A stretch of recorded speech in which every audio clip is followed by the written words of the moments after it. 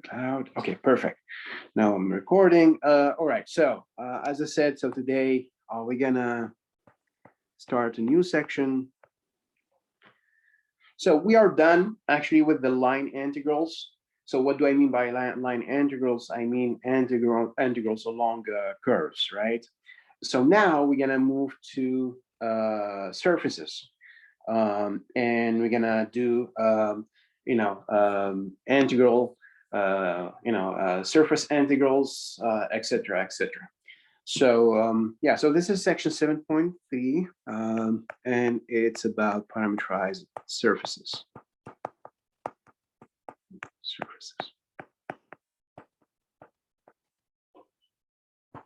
Okay. Well, as I said, we are pretty much done with the line integrals. So the line integrals mean integrals along paths and curves, right? So let me just remind you guys. So curves and paths are just one-dimensional spaces, right? So when you have curves, paths, they are just one-dimensional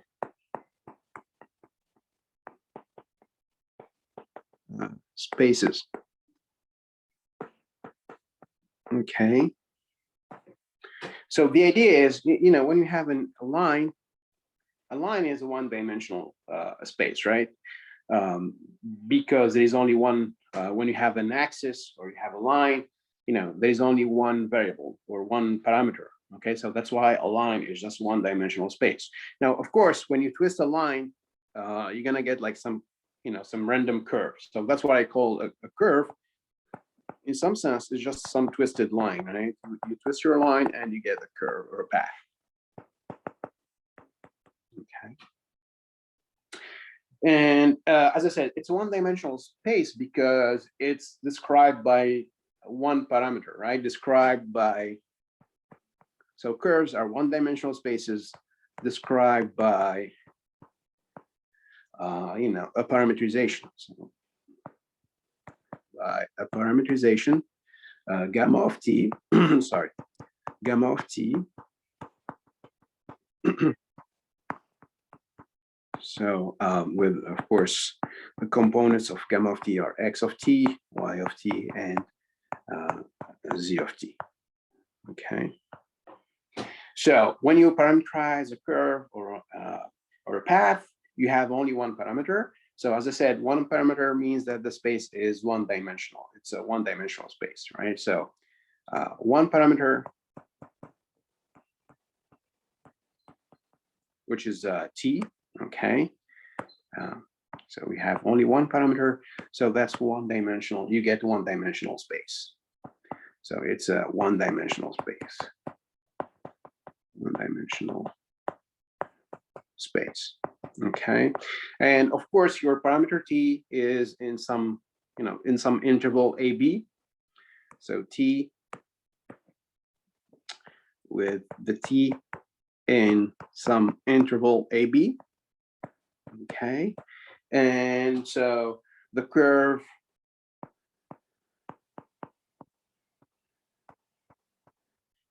is just the image of the interval AB by the function gamma.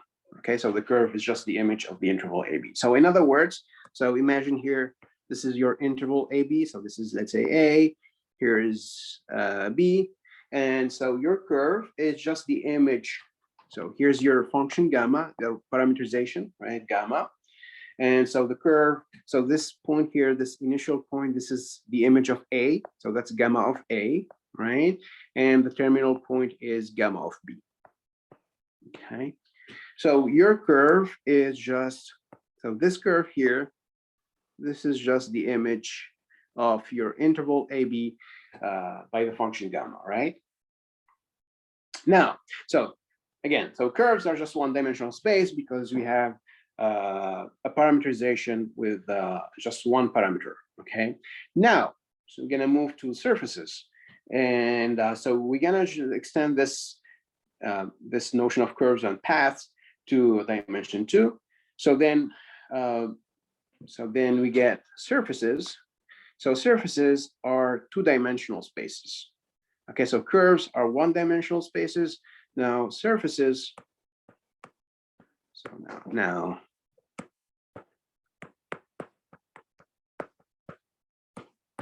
okay, so now surfaces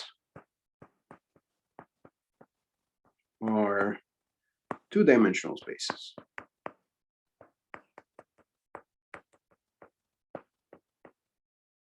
Okay, so you can guess if you have a if you have a curve which is one-dimensional space, so you can parameterize your curve using one parameter, right?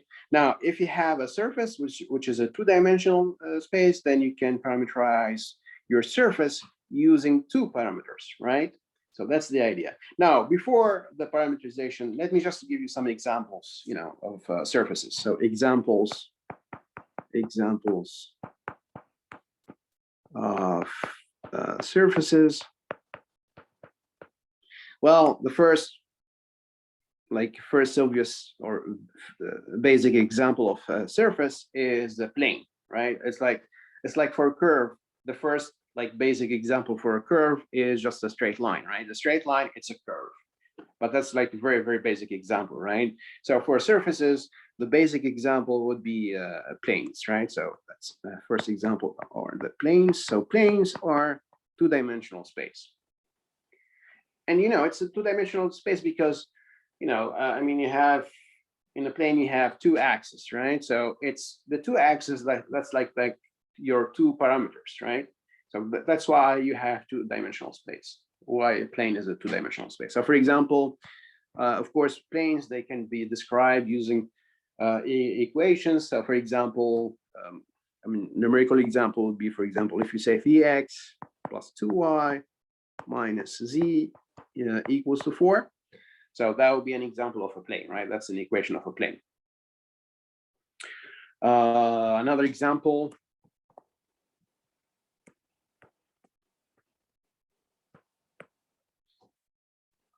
So for curves, you have circles, right? Circles are curves, right? Because circles are just a one-dimensional.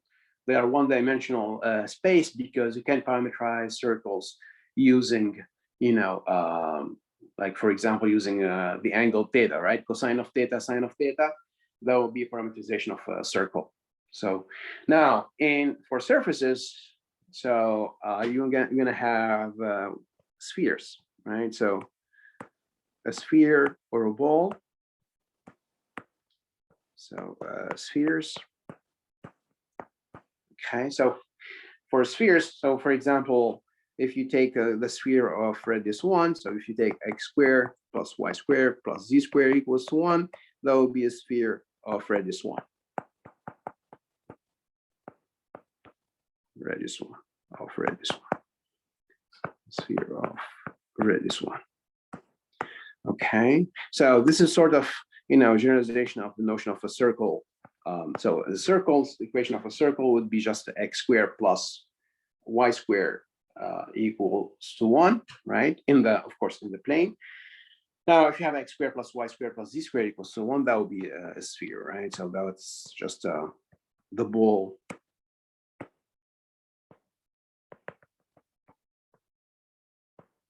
of radius 1. Another example of surfaces, that will be, let's say, the cone. Okay, a cone. So for example, the equation of the cone would be, let's say, z equals to, well, let's take a single cone. So z is equal to square root of x squared plus y squared. Okay. So z in this case must be positive or 0, right? Because it's a square root of some number plus a square root, so it's positive or 0. So that would be a single cone. So this is the single cone. Okay, because so then you get the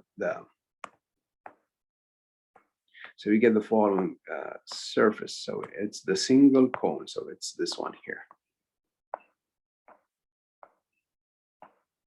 right?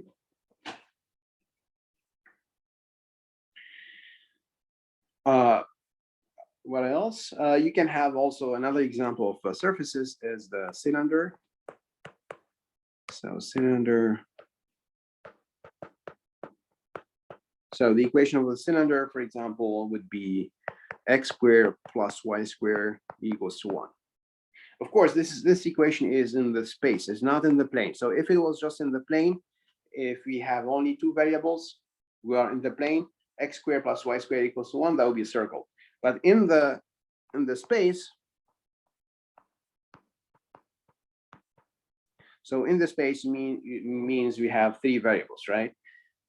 So in the space, x squared plus y squared equals to 1, that would be a cylinder. Okay, it's not just a circle, because so x squared plus y squared equals to 1, this equation is true for any z, right? So like here, this is your z axis, right? So this is x axis, y axis, for example. So for example, at the height z equals to 1, you have the circle x squared plus y squared equals to 1, right? So this is the height z or level z equals to 1. Have the circle x squared plus y squared equals to 1. At the height or at the level 0, z equals to 0, you have also circle x squared plus y squared equals to 1, right? So along the z-axis, you're gonna have like a bunch of circles, and so when you connect all these circles, you're gonna get, so here's another circle here at the level, for example, z equals to 2, etc., etc. And so when you connect all these circles, you're gonna get your cylinder. Okay. So the cylinder, that's another example of a surface. Okay. Any question, guys, about these examples? So you have planes, you have spheres, you have a single cone, cylinder. As I said, you can also take, again, the idea of the surfaces is just like for the curves. So in the curve, for the curves, you take like your interval AB, right? And what you do is just you twist your interval AB. So that will be your curve, right? Here, the same for the surfaces. What you can do is you can take the plane, just the flat plane, and then you twist your plane. Imagine you have like, you take a sheet of paper, that will be like your plane, and then you twist or you rotate or twist your, the sheet of papers, right? So that would be a new surface. Okay, so you can just like in general, what you can do is just you can twist the plane,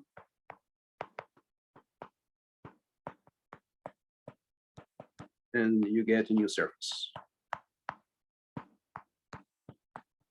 Okay.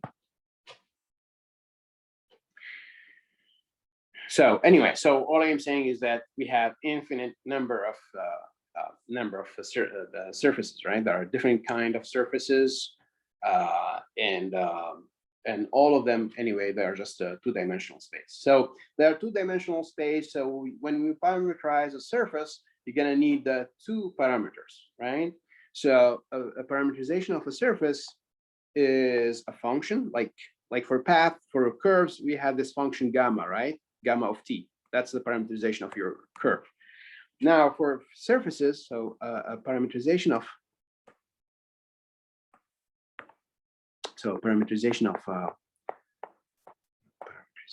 a surface is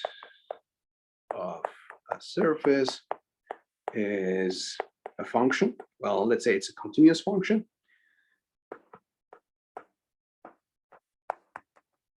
Okay. Continuous function. Let's call this function phi. Okay, so like for paths where we use the gamma. Now for surfaces, we're gonna use a phi. So this is a phi, right? This is a Greek letter, right? It's phi. So for paths, you have this function gamma from some interval AB. Okay, so it's not like the whole number line. You can just take an interval in your whole number line, right? So here for the surfaces, you can just you're gonna need two parameters, right?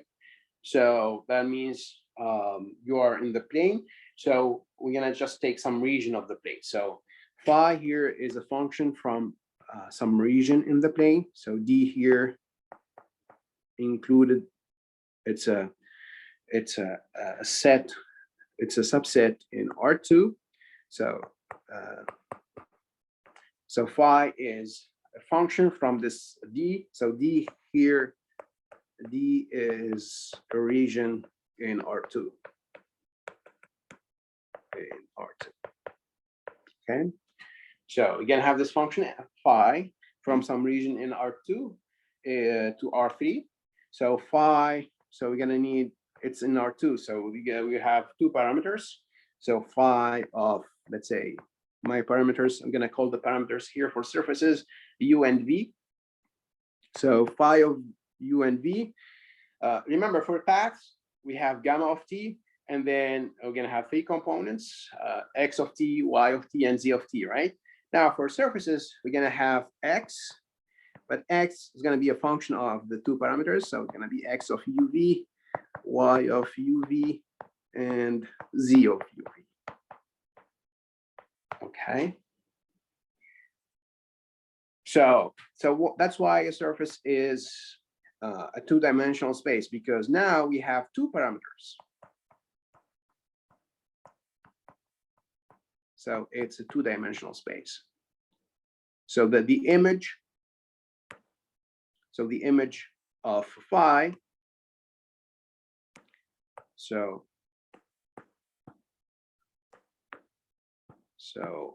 phi of D is, let's call phi of D is capital S. So S is a two-dimensional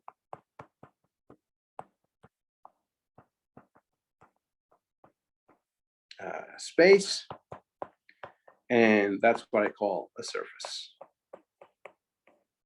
Okay. So this is exactly like saying for paths, we said the curve is going to be the image of the interval AB by the function gamma, right? Here is the same. So the surface S is the image by the function phi of this region D in R2. Okay. All right, guys. Any question about, well, it's a sort of a definition, but is there any question about the definition of surfaces or examples? Well, let me give you more examples, like numerical examples. Okay, so here some examples of parameterization of surfaces. Okay, so let's say phi. So this is example one. We're gonna have two or three examples. So let's say phi of uv is equal to, u plus v. That's the first component. Second component is 3 minus u, and the third component is 2v. Okay. I hope you can distinguish between my lowercase u and lowercase v. Well, anyway, if you are confused with between u and v, just let me know. All right. Anyway, so, and let's say this u and v, both of them, u is in R, u in R. So u is just any real number, and v the same. V is also any real number. Okay. Okay, so now I'm gonna try to guess what will be the corresponding. So this is a function, a continuous function, obviously, with two parameters, u and v. So the first component, u plus v, that's supposed to be x. This is supposed to be the x, the component x of uv, right? This is my function x of uv, right? So my x is equal to the u plus v. So the x, y, and z here, of course, because we are in the space, so we have the axis, right? We have, this is my x-axis, this is y-axis, and this is the axis. So what I'm saying here is that the x coordinate is given by u plus v. The y coordinate, it's the 3 minus u. So this is y of uv. and the z coordinate is given by 2v. So that's my z of uv is equal to 2v. Okay. Now I'm gonna try to guess what will be the surface corresponding to this parameterization, right? I have this parameterization, right? So it's a parameterization, and I'm gonna try to guess. So phi is a parameterization of some surface of a surface. So the question here, what will be this surface? Well, in this case, for example, we can say, you have, that x is, for example, is u plus v, right? Y is 3 minus u. Z is 2 times v. Okay. Now, from the third equation, you can say, well, v is just so this is equation 1. This is 1. This is 2. This is 3, right? So from equation 3, you can say that v is just z over 2, half of z, right? From equation number 2, you can say, well, u is what? It's 3 minus y. Okay. Okay. Now, what happens to the first equation? Well, so in that case, so then 1. So x is equal to u, but so it's u plus v, right? So, but then u is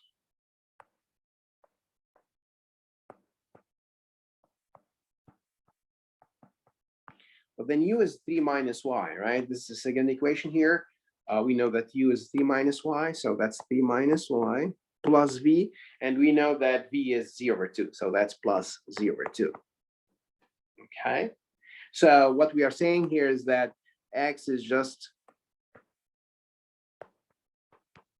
3 minus y plus z over 2.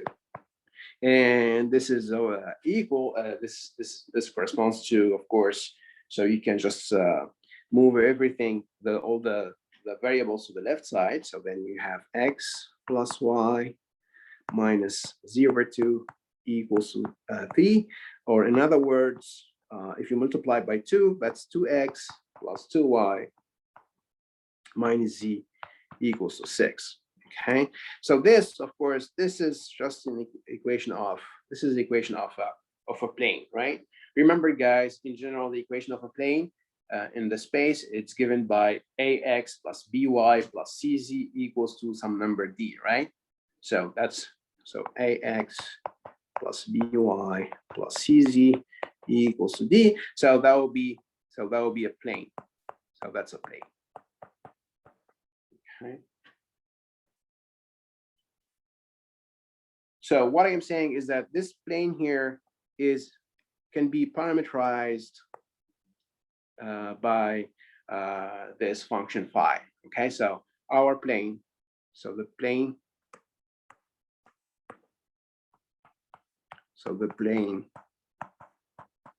2x plus 2y minus z equals to 6 is parameterized by the function, or by the parameterization phi of uv. So you see, guys, here, so we have this plane. So there are different ways. So what I'm saying here basically is, like, there are different ways to describe the plane. So you can say, well, my plane is described by the equation 2x plus 2y minus z equals to 6, right? That's one way to describe the plane. But that's not a parameterization, right? With parameterization, you need two parameters. You need two variables. 2x plus 2y minus z equals to 6. That's not, it's just an equation, right? It's not a parameterization. So in the parameterization, so you can, so as I said in this example, my plane would be parameterized by this phi. Okay. And okay, as like in the case of curves or path, there are infinite ways actually to parameterize a surface. So this is just one way. So this phi, this function y, this is just one possible parameterization of this plane, right? This plane 2x plus 2y minus z equals to 6. Okay, so there are infinite ways to parameterize this plane.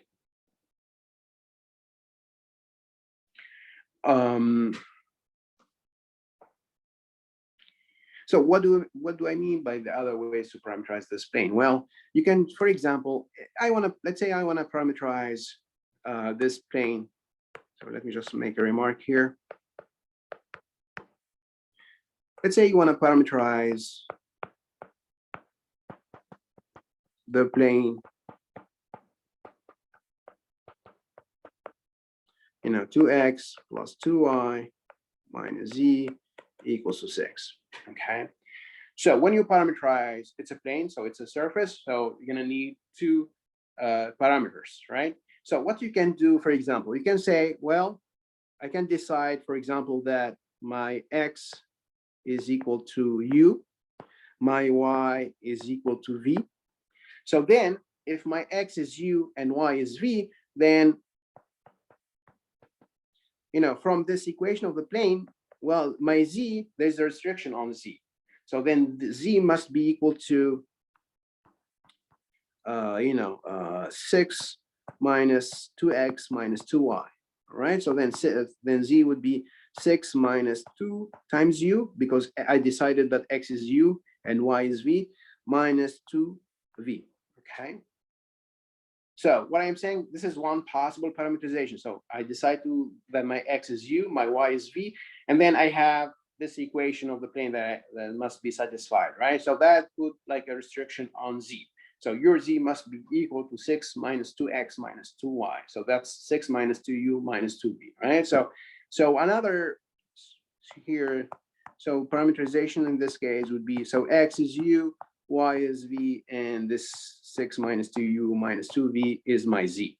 Okay, so that's one possible parameterization. Or you can also decide, for example, that x is u and z is v. Okay, then, well, then the 2x plus 2y minus z equals to 6 implies that y, right? Because you have this relation between x, y, and z, that puts like a restriction on your y. So then your y must be equal to, I don't know, let's say this is half of 6 minus 2x plus z, okay, or something. Anyway, so my y is half of 6 is 3, half of 2x, it's minus x, but x, I decided that x is u, so that's minus u, plus half of z, and z is v, so that's plus v over 2. Okay, so that's another possible parameterization. Okay, so phi of uv, so x is u, I decided that x is u, the y turns out to be 3 minus u plus v over 2, and my z actually, so z, it has to be equal to, I decided that z is equal to v, right? So here's my z. Okay, that's different. So you can compare here. So here's my first parameterization, second possible parameterization. Both they are different, right? But they parameterize the same thing, the same plane. It's the same plane, but we have like two different parameterizations. Okay, and you can go on and like with these parameterizations, like you can even decide, instead of saying, well, x is u, you can say, well, x is 1 minus u. Okay, and y is, let's say, 1 minus v or something. Okay, and then you have to figure out what will be the z. Okay, so that will be like a different parameterization, etc., etc. So you have infinite ways to parameterize the same plane, right? So my remark here, there are infinite ways, etc., etc. So there are infinite ways to parameterize the same plane. Parameterize the same surface.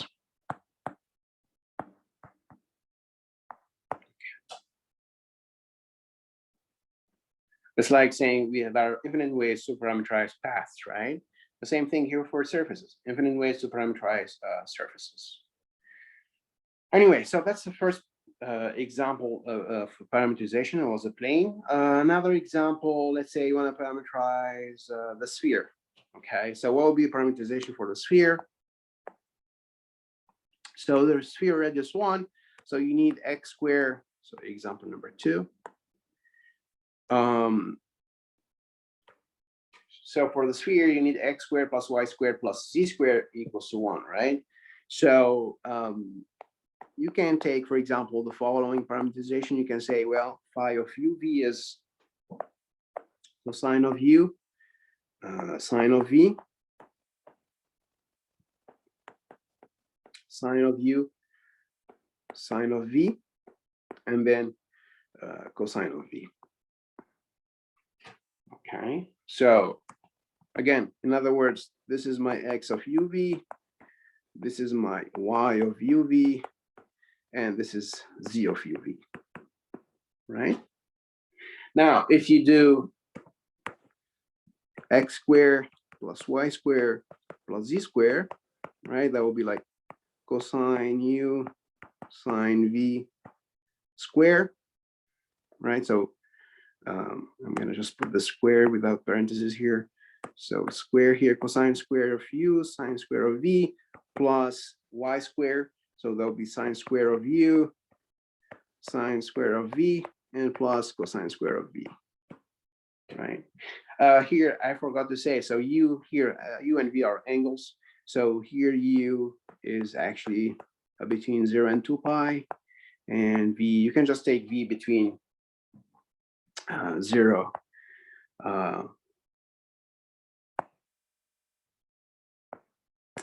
You can take v between just 0 and pi, let's say. Anyway, so when you compute this x squared plus y squared plus z squared, you can see here, there's this sine square of v. It's a common factor, so you can factor out the sine square of v, right? You factor out the sine square of v, then you would have here cosine square of u plus sine square of u, and there's this cosine square of v here. Of course, this is equal to 1, so it's just sine square of v plus cosine square of v, and that will be equal to 1. Okay, so what I'm saying here, guys, is that this is x squared plus y squared plus z squared equals to 1, and that's exactly the equation of the sphere of radius 1. So this phi of uv is actually a possible parameterization of the sphere of radius 1. So phi of, so this is again, this is just x squared plus y squared plus z squared, right, equals to 1. So that will be the sphere of radius 1. So phi of uv in this case is a parameterization of the sphere of radius 1.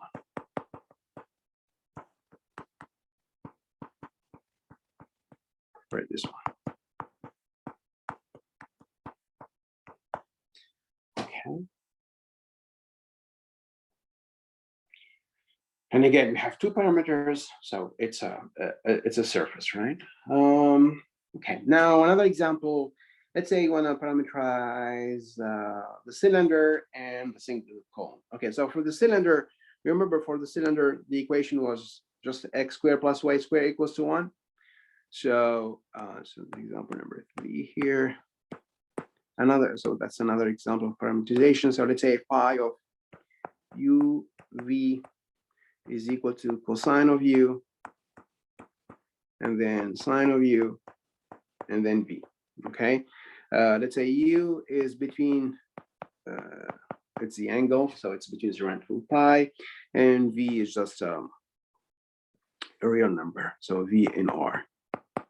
Okay, so your x, this is x of uv, this is your y, and this is your z. So if you do x squared plus y squared, okay, then that's just, of course, cosine square of u plus sine square of u, that'll be equal to 1. Okay, so you have the x squared plus y squared equals to 1. And this is, again, guys, you have to be careful. this equation is not in the plane, it's in the space, right? Here we are supposed to have 3 variables. So in the space, this would be is a cylinder. It's not just a circle. If this equation was in the plane, if we had only 2 variables, then yes, x squared plus y squared would be a circle, equals to 1 would be a circle. But if you are in the space, you are supposed to have 3 variables, then x squared plus y squared equals to 1 is a cylinder, because the variable z is kind of it's a free variable, right? This is this equation is satisfied for any real number z. Okay, so that's why it's not just a circle, it's a cylinder in this space. Yeah, so as I promised, so this is a parameterization of the cylinder. I have to switch the E and R, of course. Otherwise, it will be just it will be a French. Now, for an example number 4, what about the parameterization of the single cone? As I said, all these parameterizations, they are not unique, right? There are infinite ways to parameterize a space. So if you have a cylinder, this is just one possible parameterization. There are infinite ways to parameterize a cylinder, of course. For the single cone, you can have the following parameterization. So let's say phi of uv is u cosine of v, u sine of v, and then u. Okay, v is the angle, so v is gonna be between 0 and 2 pi, and u, because we are interested in the single cone, so u is just some positive or 0 number. Again, so this is my x, this is my y, here's my z, and if you do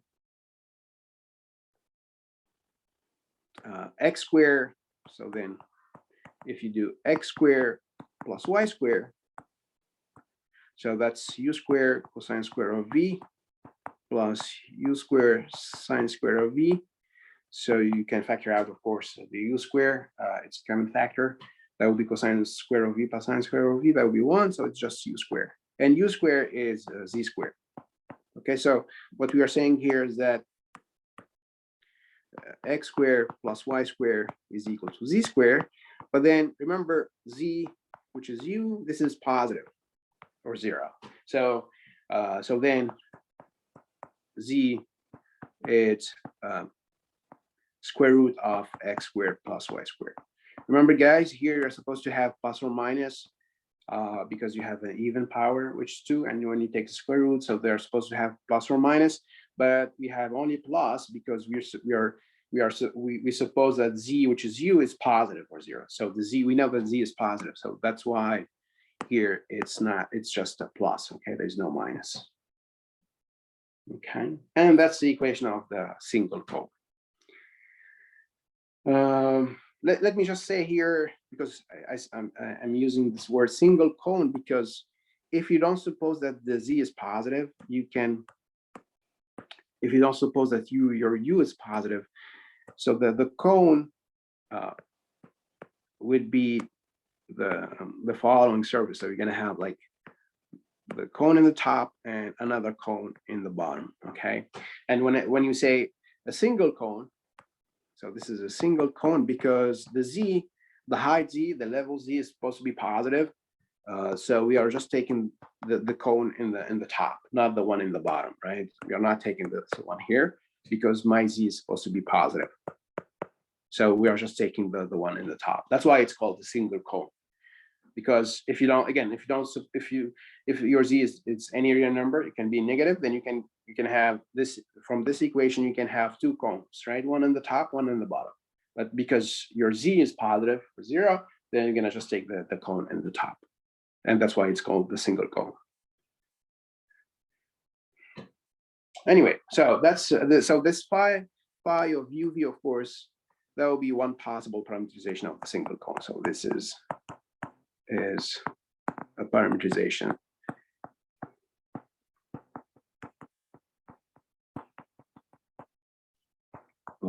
of z equal to square root of x squared plus y squared. Okay. All right, any question, guys?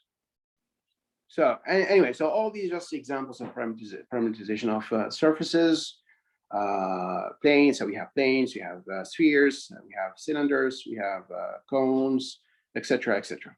Now, of course, next thing we're going to be interested in is the, of course, the tangent space. Okay. And I mean, in general, I mean, geometry, it's all about tangent space. So we're going to study tangent space to surfaces. You know, for path and curves, you have the tangent vector to the curve. That's just the gamma prime of t, right? If you have gamma of t, the parameterization of your curve, then gamma prime of t, that's supposed to be the tangent vector to the curve gamma of t, right? Now, what about the tangent vector to parameterize surfaces? Okay, so let's see how it works. So now we're gonna study tangent vectors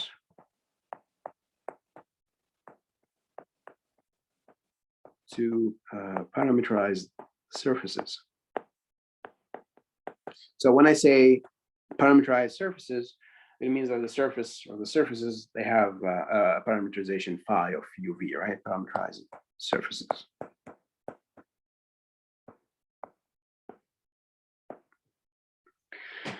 Anyway, so suppose we have a surface S.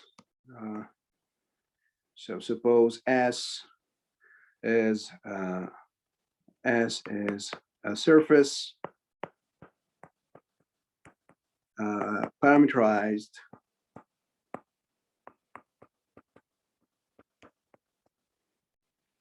by phi of uv, which is so it's a function given by three components: x of uv, of course, y of v, and z of uv, right? So what I'm gonna do, guys, I'm gonna fix a point in the surface, and I'm gonna try to find the tangent space to the surface at that point. Okay, so I'm gonna first fix a point. Let's call the point P. So fix a point of the surface.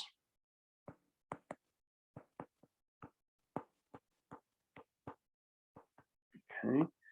Let's say we fix the point P, which is the point P, which is the image of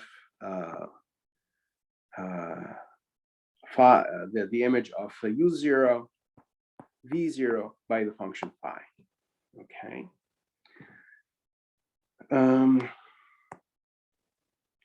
Okay, so what I'm saying here, guys, is that so we are in the plane. Sorry, we are in the space. We have x, y, z. We have three axes, and we have sort of a surface. So here's my surface. Let's say this is my surface S, right? I have this nice surface S. Let's say it's not exactly a plane; it's some sort of a twisted plane, right? So this is my surface S. Okay, it's two-dimensional space because it's just it's parameterized by phi of uv. So we have two parameters, so it's a surface, right? Now I'm gonna take a point. Let's fix a point. Let's pick a point here somewhere on this surface. So let's take this point here, the point P. Okay, which is supposed to be the image of u0, v0 by the function phi. All right. Now, there are let's say two special curves passing through this point. So there are two curves.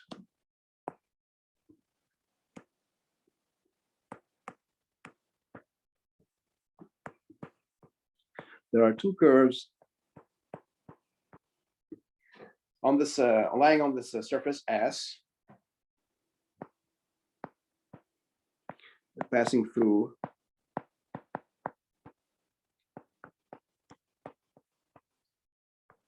through the point P.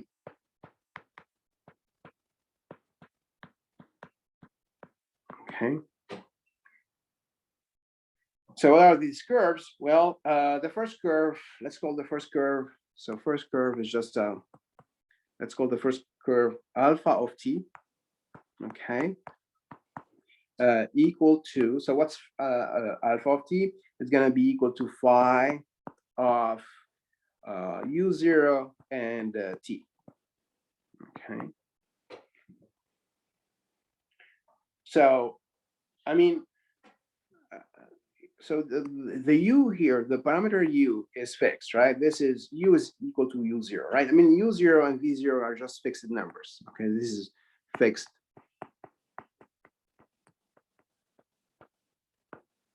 Real numbers, right?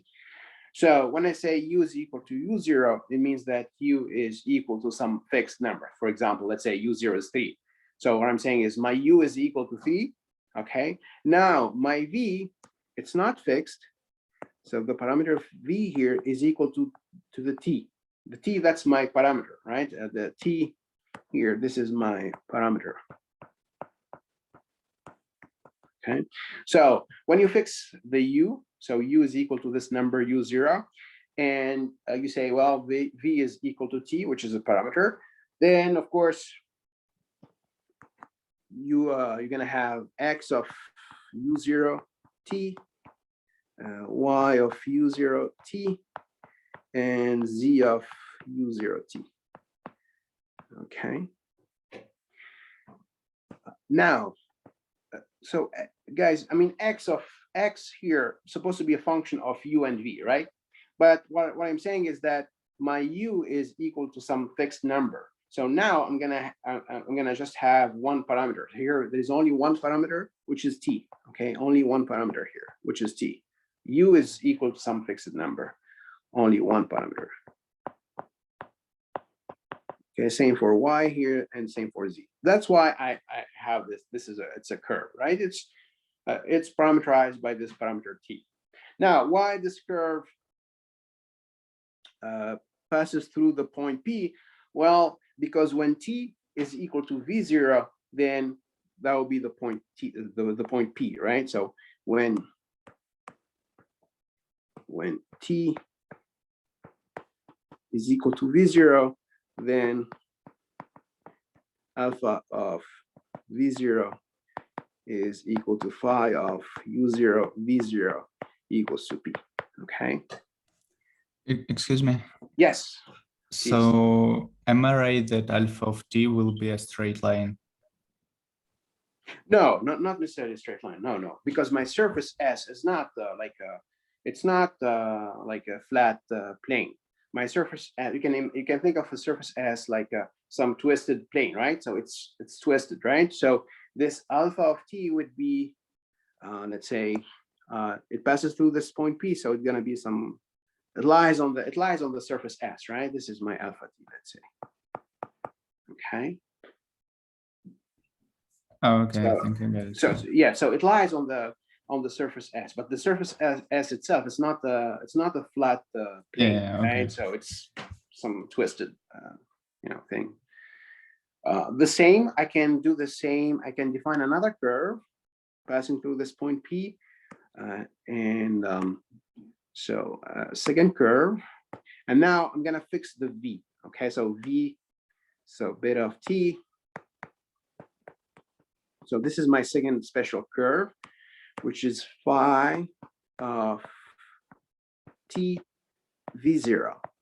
Okay, so that's x of t v0, y t v0, and z is t v0. Okay. And again, because now my v is fixed, my v is now some number, so it's equal to some number. So we have only one parameter, which is the t. So in these components, I have only one parameter, which is t, and that's why it's a curve, only one parameter. And again, these two curves, the alpha and beta, both they lies on the surface S. Okay, they belong to this surface S. okay, because they belong to the surface S because they are in the image of this function phi, right? Remember, my surface S is supposed to be the image of phi, right? And so these two curves, they are in the image of this function phi. So they belong to this, they lies on this surface S, right? So here, this picture, I'm gonna have a second special curve. Let's pick another color, red. It's not the red, the green. Okay, so now I have another, another curve here. This is another curve beta of t. And of course, this beta of t, this curve passes through the point P because when t is equal, when t is, so when t is u0, then beta of u0, that's just when t is u0, then that will be just a phi of u0 v0, and that's exactly my point P. Okay, so at time t equal to u0, you are actually at the point P. Okay, so this curve passes through this point P too. Okay. Anyway, so I have two curves, this alpha and beta, and of course, as I said, guys, when you have a curve gamma of t, then the derivative gamma prime of t, they represent a tangent vector to the curve, right? So here, if you can, so we have these two curves, and so what I can do is I can take, so for alpha of t, I can take the tangent vector, to the curve alpha of t at the point P, right? So this is just alpha prime.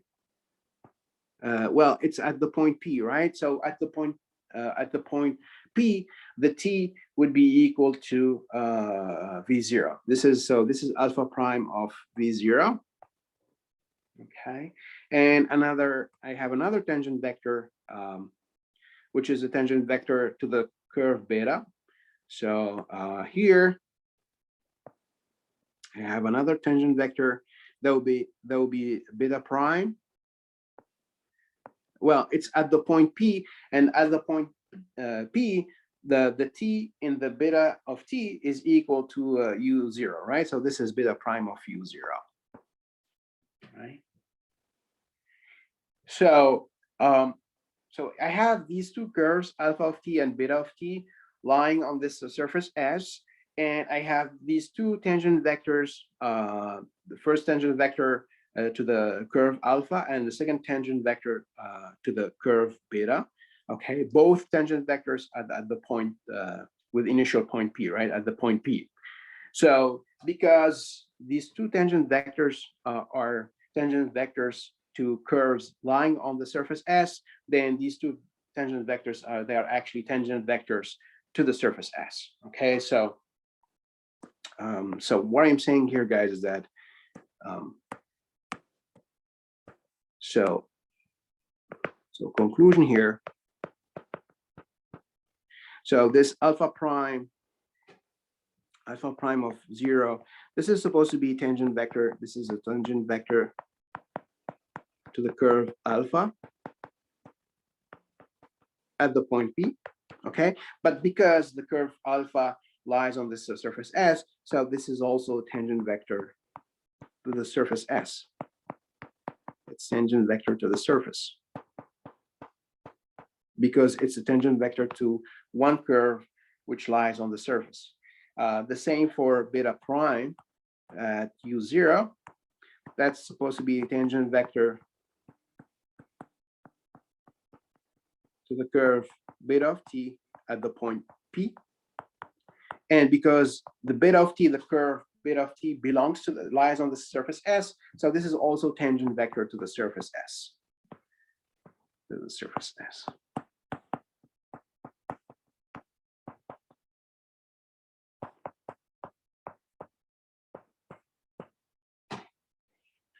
All right.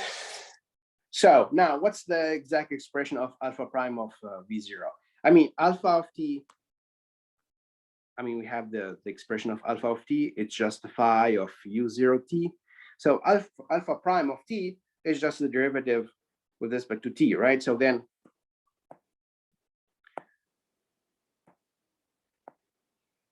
alpha prime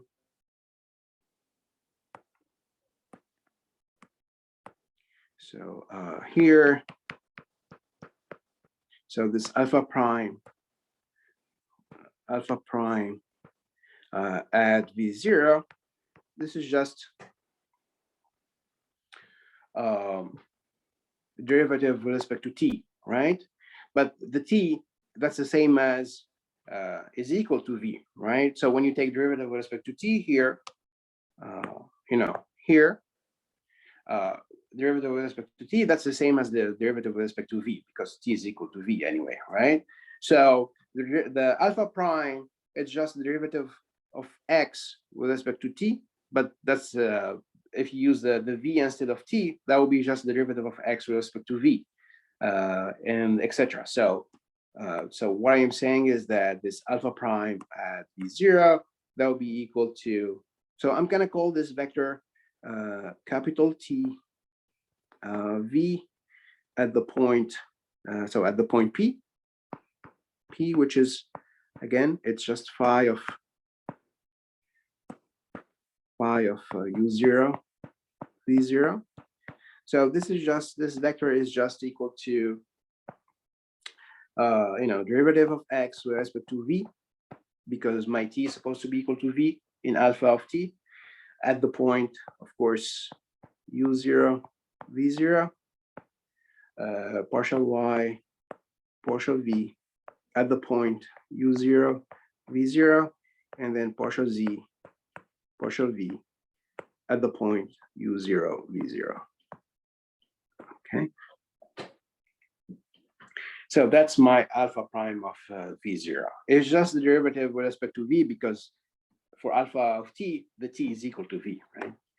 Now, same for beta prime of u0. So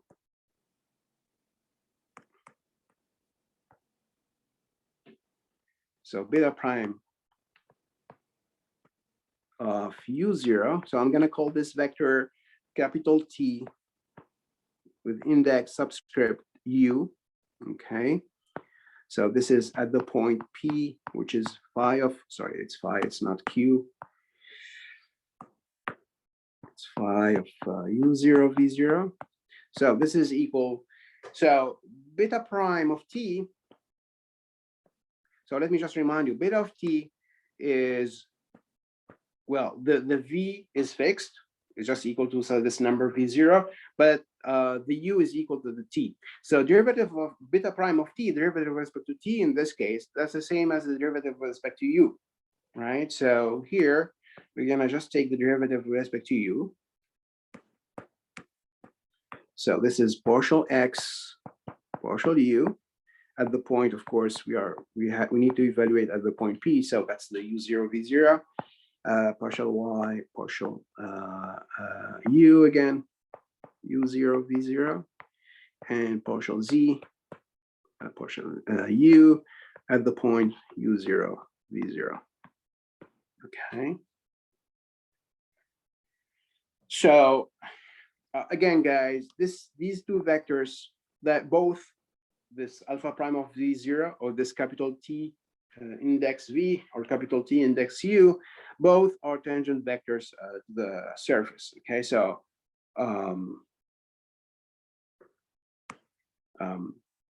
so again, the idea is the following: you have this is your surface S. Okay, it's not necessarily a flat plane. It could be sphere, it could be a cylinder, it could be a single cone, it could be just some twisted plane, etc., etc.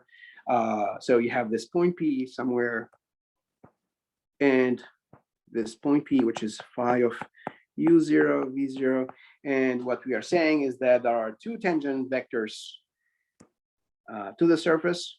So there's this tangent vector, capital T index v, let's say, and there's another tangent vector to the surface.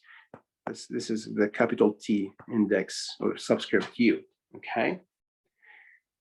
So, and this is my surface S, of course. Okay. So you have to keep in mind, guys, that these two vectors, they are tangent to the surface S, okay, because they are tangent to curves lying on the surface S, okay. Before the examples, let's have a couple of examples. But before the example, let me just introduce a very important notion we're going to use later. That's the notion of smoothness. So, so we're going to be interested in the cross product of these two vectors.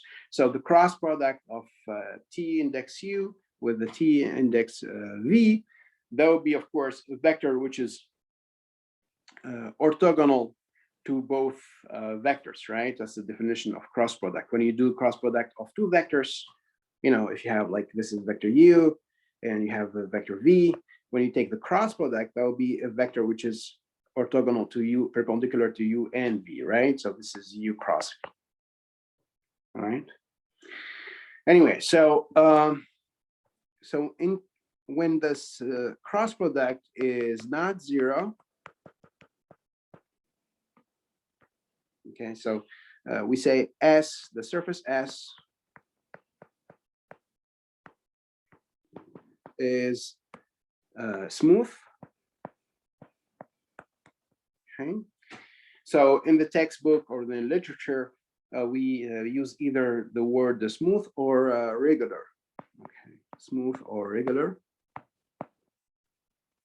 So we say that the surface S is smooth at the point P, which is the point phi of u0 v0 if the cross product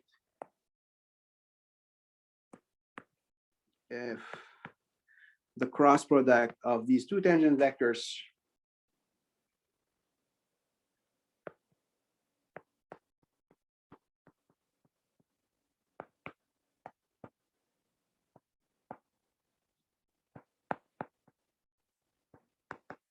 capital T index u and capital with cross product with capital T index v is not, this is different from the zero vector. So if the cross product is not zero, then we say that at the point P, then we say that the surface is smooth or regular at the point P. So what's the idea here, guys? What do I mean really, like geometrically, what do I mean by smooth?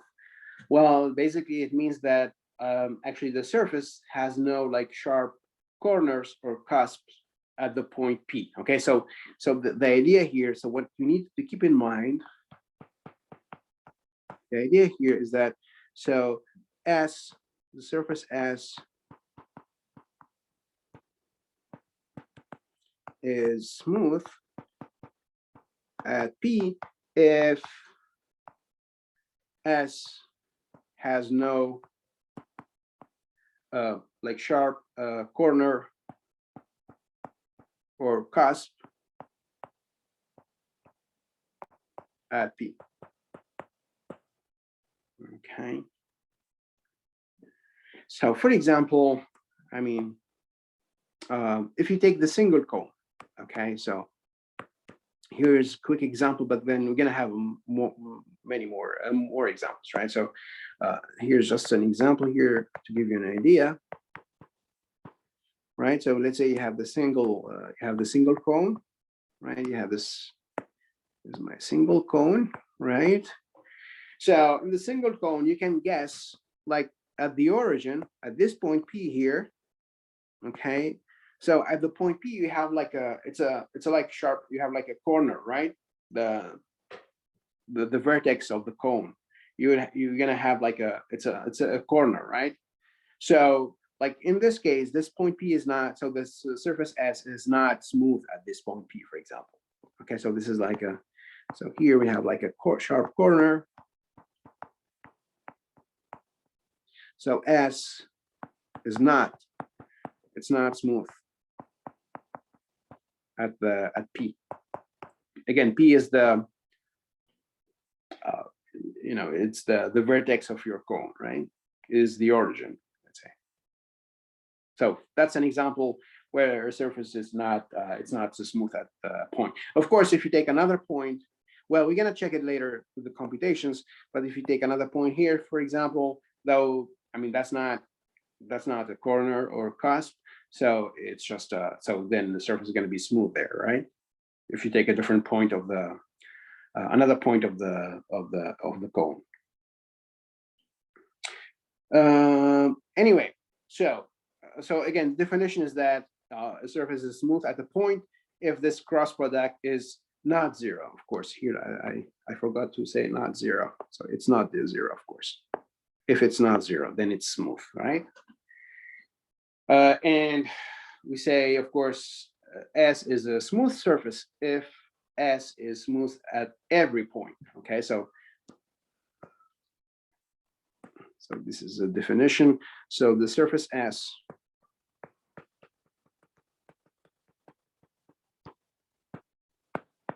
is a smooth surface if S is smooth at every point. Okay.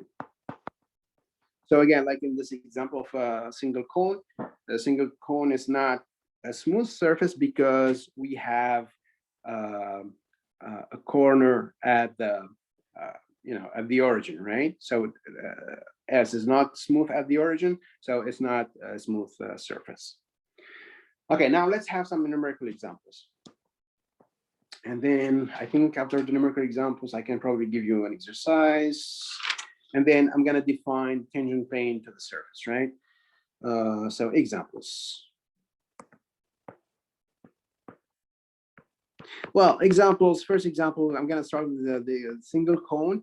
As I said, like geometrically, the vertex, the origin seems to be not a regular point, right? So I'm going to check with the computations that the origin and the vertex of the single cone is not smooth, right? So what we do is the following. So first we start with the parameterization of the single cone. Right? So single cone, we said a parameterization of the single cone would be, I gave this as an example earlier, right? So that's phi of uv, it's u cosine of v, u sine of v, and then u. And then we said v is between, of course, 0 to pi, and u is positive or 0. Okay. And we said, of course, this would be my x, this is my y, and this is my z. And if you take x squared plus y squared, that will be z squared. And so z, because z is positive or 0, then z is actually square root of x squared plus y squared. And that's exactly equation of a single cone, right? So what we can do, guys, we want to check. So the question here, so we have to determine where this surface S is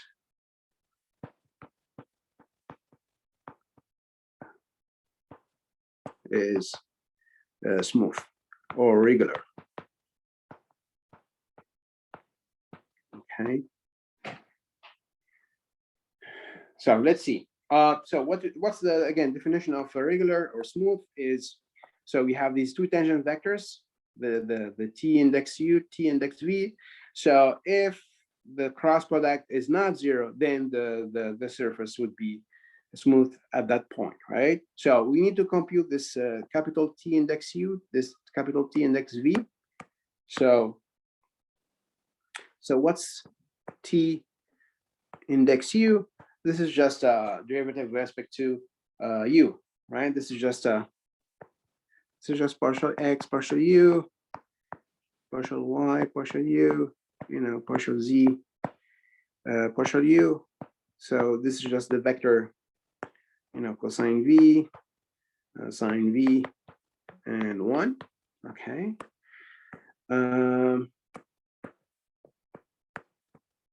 Now take derivative with respect to v, that will be t index v. So partial x, partial v, partial y, partial v, and partial z, partial v. Okay, so that will be equal to well, minus derivative of cosine of v minus sine of v. Derivative of sine is cosine, so that's u cosine of v, and then 0. Derivative of u with respect to v, of course, is just 0. Now, cross product, because f the surface S is smooth at the point if the cross product of these two vectors is not 0, right? So then the cross product would be equal to, so first, a second row, we're going to have, of course, the t index u, so that's cosine of v, sine of v, and 1. And then you're going to have minus u sine of v, u cosine of v, and then 0. Okay, so we take the cross product. I suppose the guys, you know how to compute the cross product. I mean, just let me know if you have the trouble with the cross product. But like in this case, the cross product would be minus u cosine v minus u sine v and u. Okay. So what we are saying is that, so the surface is going to be smooth at the point P if this vector is not 0. So the question is when this vector is 0. So when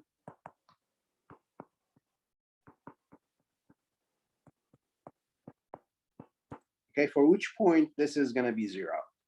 So it's going to be 0 when, well, so we're going to have like 3 equations, right? So you need the first equation, the first component to be 0, the second component to be 0, and the third component to be 0. Okay.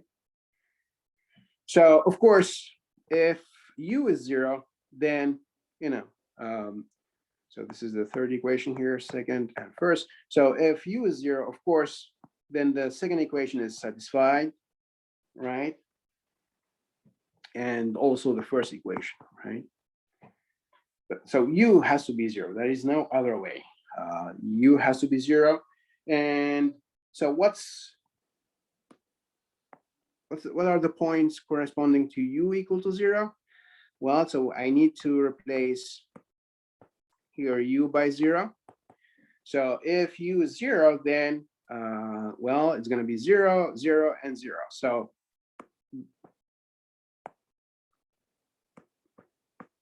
So phi of 0 v.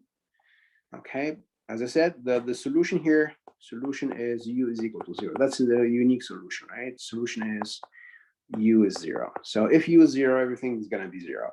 So if u is 0, then you're going to get the origin. Okay. So what I'm saying is that this cross product is actually equal. But by the way, this cross product is called, of these two vectors, tu and tv, it's called the standard normal vector. Okay, so I forgot actually to say it. So this vector here, this is called the standard normal vector because it's normal because it's perpendicular to the surface at that point, to the tangent. Actually, it's perpendicular to the tangent space at that point. So it's called standard normal vector. Anyway, we're going to discuss this later when we define the tangent space. So, okay. So what we are saying here is that, so the conclusion is that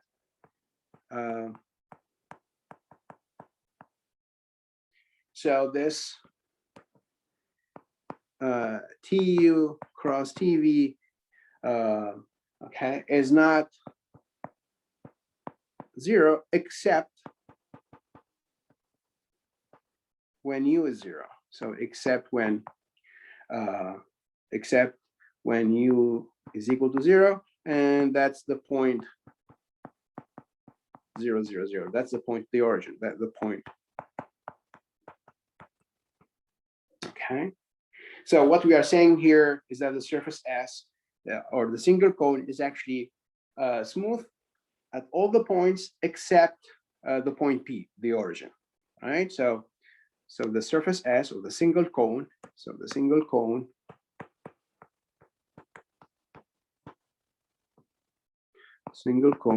is smooth except at the origin.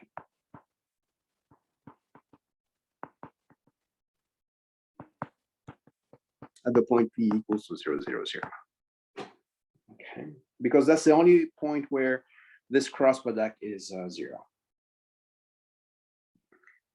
Any question, guys? So all you have to do is compute partial derivatives, take the cross product, and check when the cross product is 0. And that's where the surface is not smooth, right? Another example. So this is the case of the single cone.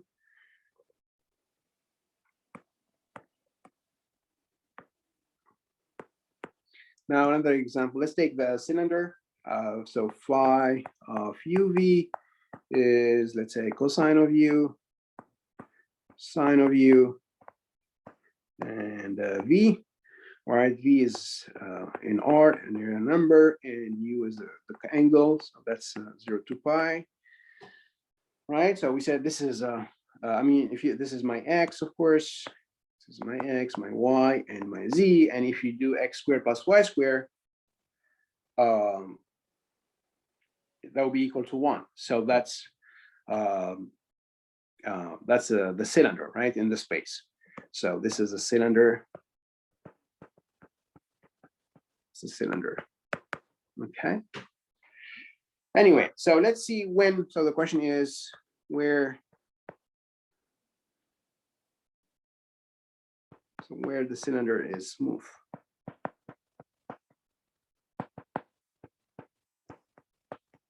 Okay. So where it's smooth, well, again, all we have to do is to compute the tangent vectors. This tu, so derivative with respect to u. So that's minus sine of u. The derivative of sine is cosine, and derivative of v, of course, is just 0. Now, tv is, I mean, t index v is derivative with respect to v, derivative of cosine of u.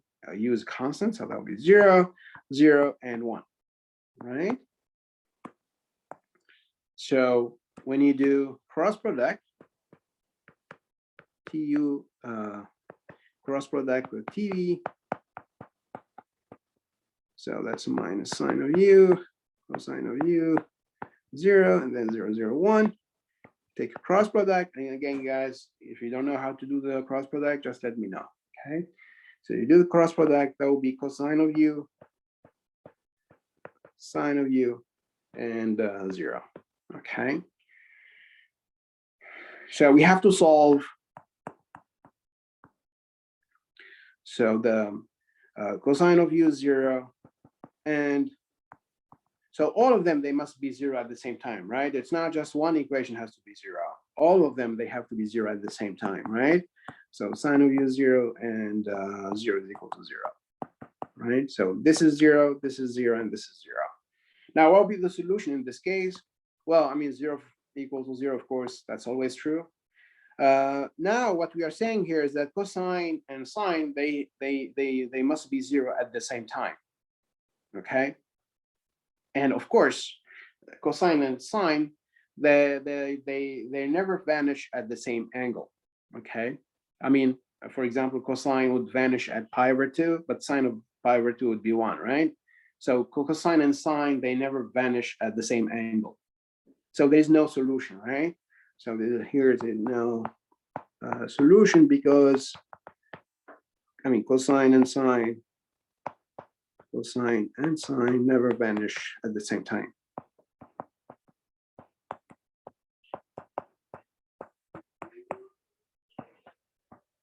Vanish.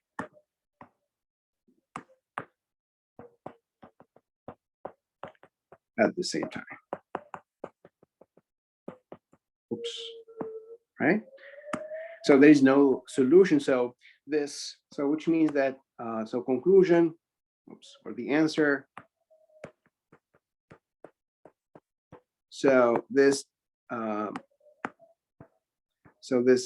TU cross product with TV is, it's non-zero at all the points. At all points. Okay, there's no exception here. So which means that the cylinder is a smooth surface. So it's a smooth everywhere. So it's a smooth surface, right?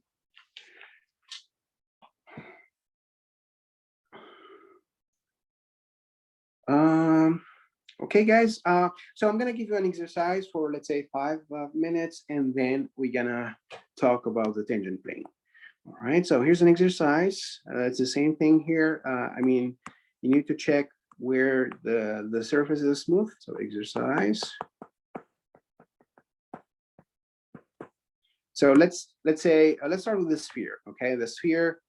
So the phi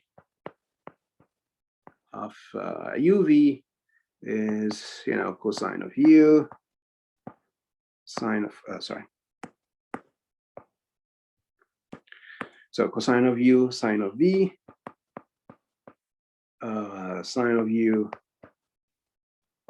sine of v, and then cosine of v. Okay, of course, the u would be between 0 and 2 pi, and v, actually for v, all you need is the interval 0 pi to describe the sphere. Of course, this is, I mean, this is your x, of course, this is your y, and this is your z, and if you do x squared plus y squared plus z squared, that will be equal to 1. So that's the sphere of radius 1, all right, as we discussed. And so the question is of radius 1. So the question is the sphere a smooth surface? I mean, geometrically, I mean, if you take a ball, I mean, there's no like sharp corner or a cusp, right? So, I mean, geometrically, you can say, well, a ball or sphere is a smooth, has to be a smooth surface, right? But now we're gonna check with the computations that that's the case, right? Is a sphere a smooth surface? Okay. Another exercise. Well, probably we can just do this one, right? It's not. It's, I guess it's enough, right? Probably it's enough. All right, guys. So let's say you have 5 minutes to think about this exercise, and then I'm going to talk about the tangent planes to the surface.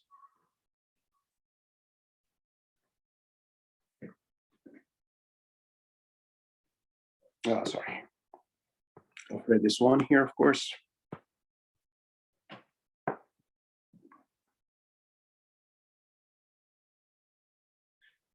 So my question is the sphere of radius 1 a smooth surface?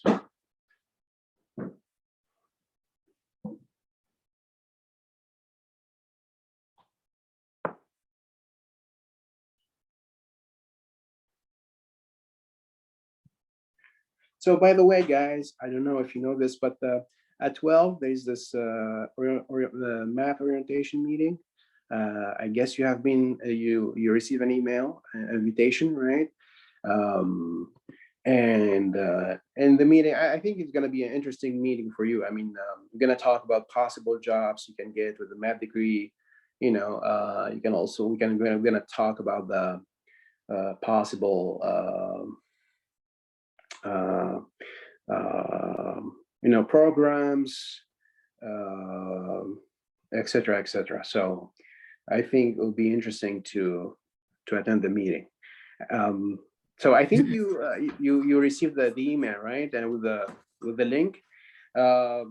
Anyway, so if you don't have the link, or I mean, you want to attend the meeting and you don't have a link, just let me know. I can probably put it in the chat, I guess.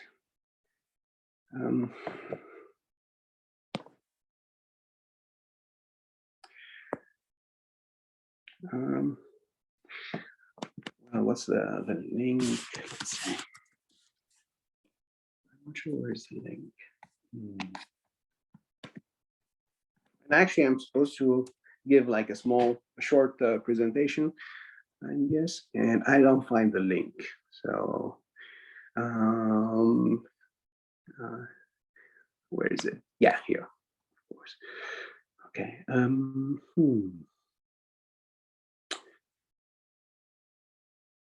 Yeah. Okay.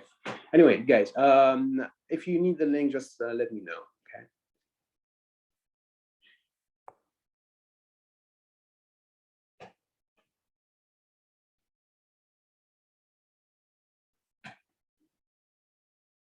So I'm gonna explain why math is useful. That's really funny. Excuse me, Professor. Yes. When will it be again? Today at 12. Oh, okay.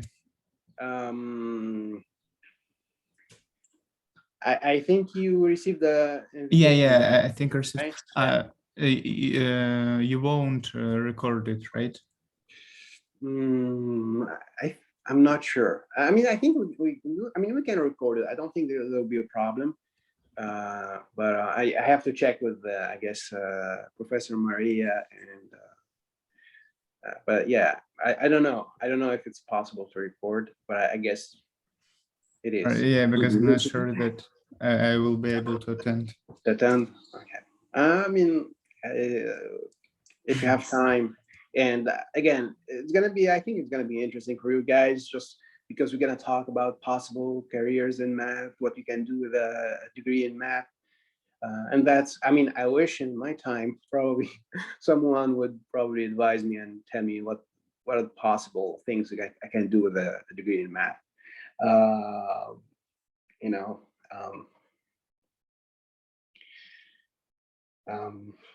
yeah.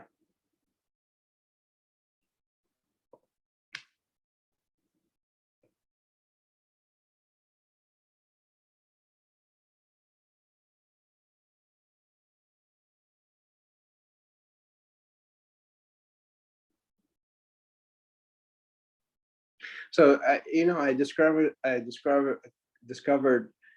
these days that there's a recent study which says that actually 94% of the jobs they use math in some in some way, and that's a lot. I mean, 94% of all jobs they use math in some way. If you don't use the probably you won't use advanced math, but at least you're gonna use some basic math. Some just if I guess you're gonna need addition, subtraction, multiplication. That's math, right? And probably gonna need more than that, right? Anyway.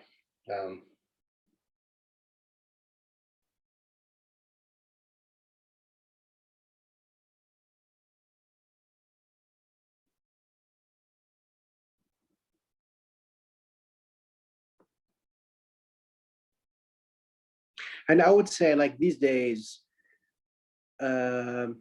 applied math would be very interesting option for you guys. I mean, later, if you transfer to another college, finish your bachelor degree, then I think you should think about this, about doing applied math, because now there are a lot of jobs they use the applied math. Different kind of jobs.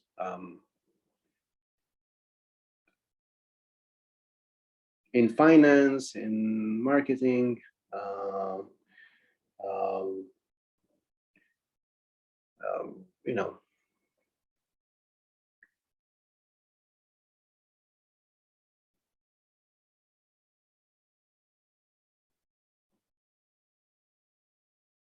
Of course, if you're gonna do engineering, you're gonna need math for sure. I just got the solution of my problem. Oh, My okay. problem is that I need to go out at 12, but I can just put I can join the session and put the recording on the screen. Yeah, I mean, yeah. I probably I think I'm gonna record the session anyway. Good. And as for the problem at point v equals to 0, I think. Oh yeah. So do you think the sphere is a smooth surface, or it's gonna have some non-smooth points? Except of point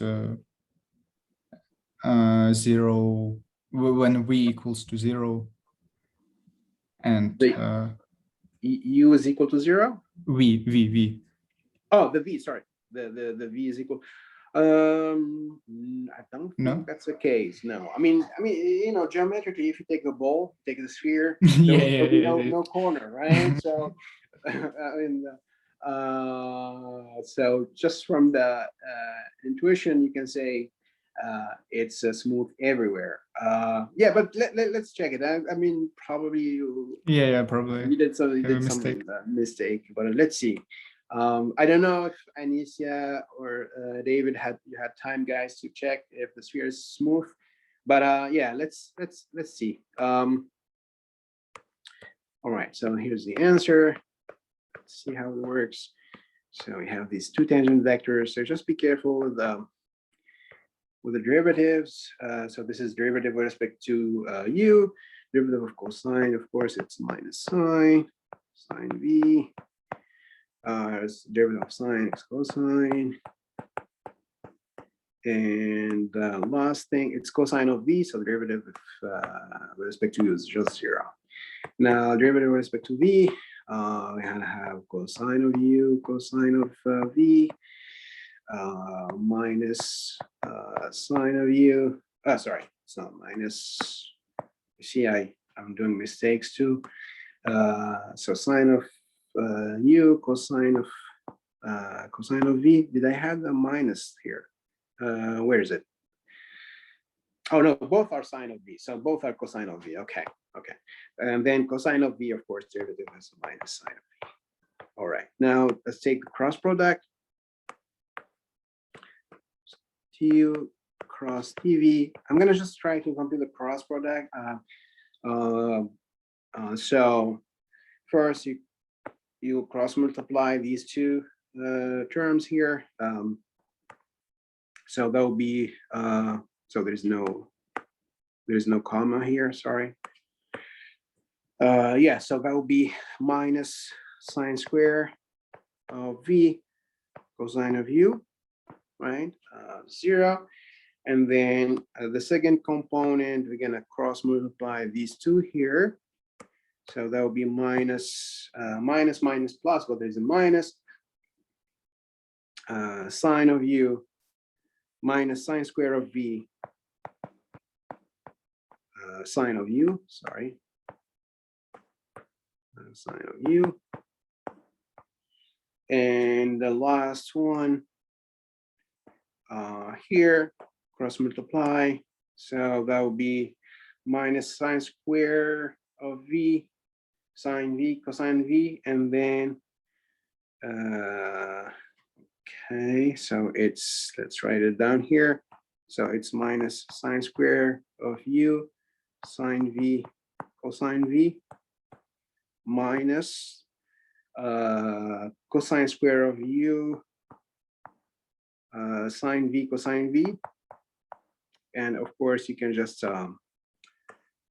you can factor out this sine v cosine v with the minus. So this is just minus sine square of v cosine of u minus sine square of v sine of u, and then minus sine of v cosine of v. Yes, so my calculations were right. Like, let's see. Did I do a mistake here? Well, I had the same. You have the same, right? Yes. So we have to be careful because, okay, so u is supposed to be between 0 and 2 pi, and v between 0 and pi. Right, so let's see. Maybe 0 should be excluded. You have the same, right? Yes, and when v is 0, everything is 0. If u is no v. Yeah, let's see. V is 0. V is 0. Then yes, v is 0, and even v is pi. Let's see here. What's the problem with that? So this is maybe 0 should be excluded from the range of V. from the, well, then we need to exclude the pi. Well, for pi, we're going to have also 0. I think the are they both excluded? Let me just I'm not sure about the, okay, let me just check. So what happened when V is 0? What will be the point when V is 0? So that will be the point 0, 0, 0, 0, 1, and that's a point of the sphere. All right, so that, no, so we don't exclude the V equals to 0 because that's where yeah, because it's on this surface. 0, 0, 1. Yeah, that's the point of the surface actually, 0, 0, 1. That's the and probably you should exclude the pi because you know we're gonna get the same point. No, sorry, wait. No, you don't get the same point when V is pi. You're gonna get the 0, 0, negative 1. That's the like the point in the bottom, opposite, right? yeah. The opposite, yeah. Did I do a mistake with the derivative? Let me just see. Derivative of cosine, sine. That's weird. Okay, derivative of sine is cosine, and that's 0. That's correct. Derivative with respect to V. That's correct. That's respect to V. That's cosine. That's correct. Derivative, it's minus V. I don't see any mistake. I don't see any mistake, and that's weird.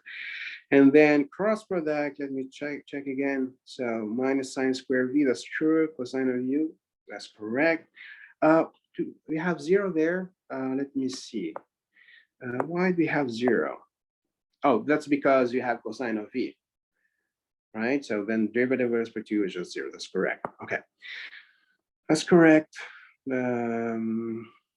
That's correct.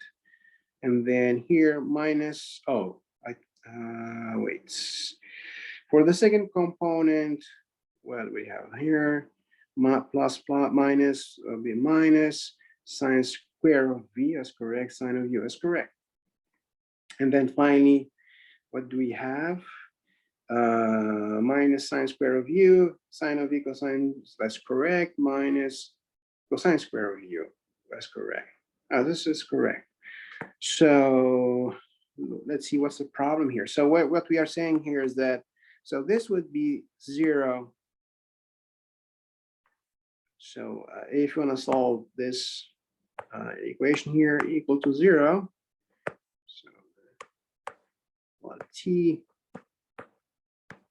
U cross TV, this is a 0 if, so we're gonna have the system minus sine square of V cosine of U is 0, minus sine square of V sine of U is 0, minus sine of V cosine of V is 0. Anyway, so the solution here would be probably sine of, if sine of V is 0, then everything is 0, right? And sine of V is 0, that's V between 0 and pi. Sorry, I mean 0 is equal to 0, or V is equal to 0 or pi. Sorry.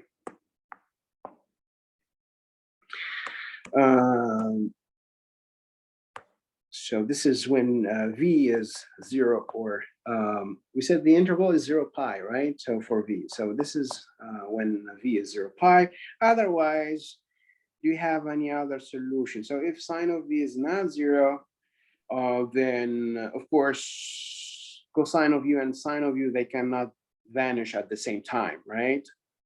So here this is this V is equal to 0 and pi, but V is equal to 0 and pi, I think for some reason here, we need to actually exclude the 0 and pi from the interval. And the question is, if we exclude 0 and pi, how do we get, let's see. For example, if I want to get the point 0, 0, 1, so then V has to be 0, right? Or pi. Sorry, that would be negative 1 pi. Now we cannot actually we cannot really exclude the v equals to 0.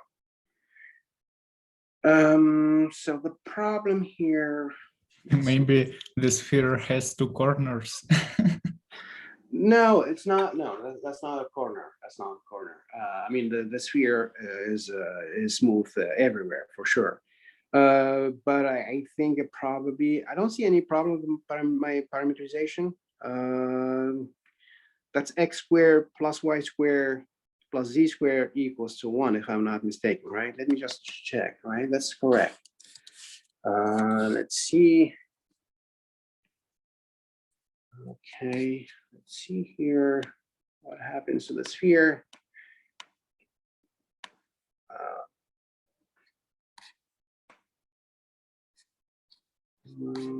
Probably, I don't know why it's not working here for the sphere.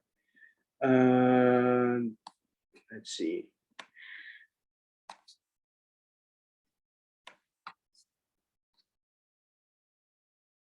Okay, I guess because we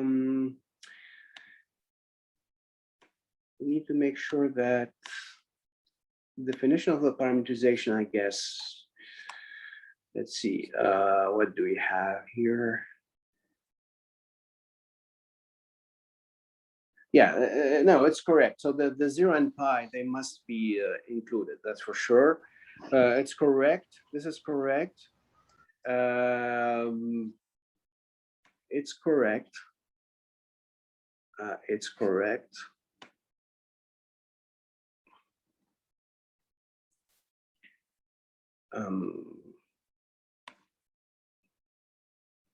No, it's correct. Actually, everything is correct here. I mean, the 0 and pi in V, they are in the 0 and pi must be in the interval. Okay, there is no other.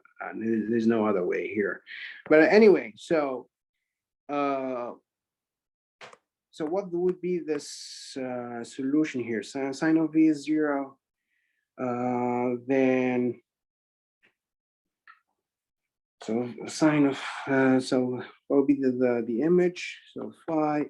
Let me just check. What will be the image of u0? So u0 will be the point. What's the point u0? So when v is 0, we're gonna have 0, 0, and 1, right? That'll be 0, 0, and 1. Now I understand why it's not working here. 0, 0, and 1. And for pi, sorry, for pi, this is here's pi.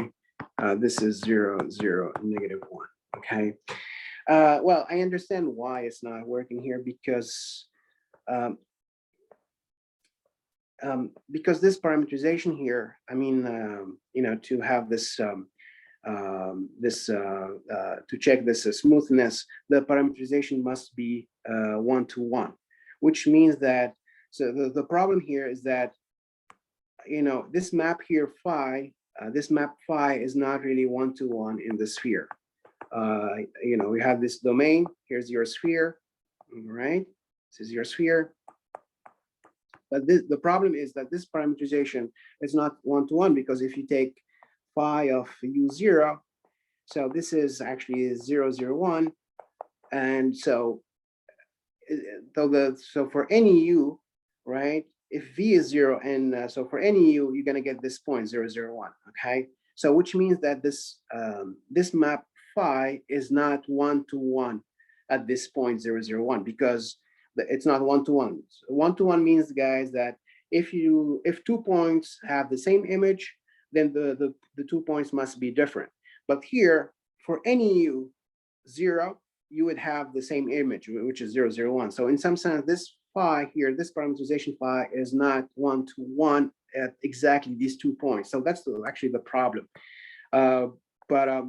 That's why, that explains why we have 0 when this v is 0 and pi. So the problem here with this parameterization is that, so this is actually a good example. So in general, I mean, to check the smoothness, you need a parameterization which is 1-to-1. Okay, so to check the smoothness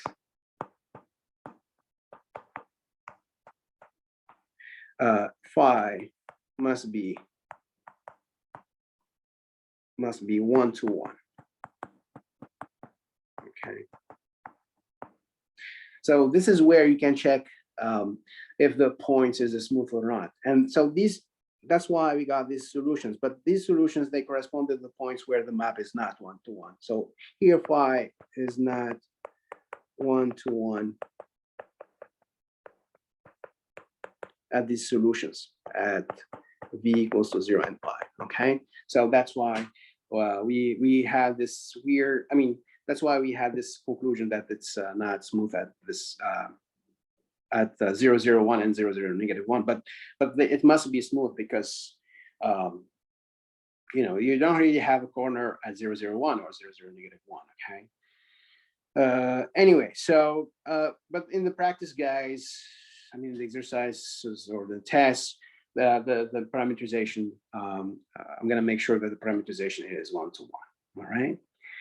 Anyway, so I'm going to stop here, guys. We're going to continue next Tuesday, and we're going to talk about the tangent vectors to surfaces. All right. So I'm going to stop here. And as I said, there's this meeting at 12, and you are welcome, of course, to the meeting. All right, guys. See you on Tuesday. Thank you, everyone. Thank you, Professor. Thank you, Professor. Goodbye. Goodbye.